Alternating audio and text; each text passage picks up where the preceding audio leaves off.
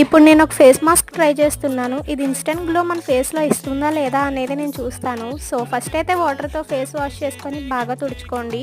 ఇప్పుడు ever youth నుంచి golden glow mask అని చెప్పి ఉంటుంది. ఇది ఫ్లిప్‌కార్ట్‌లో అలాగే బయట కూడా అవైలబుల్ ఉంటుంది.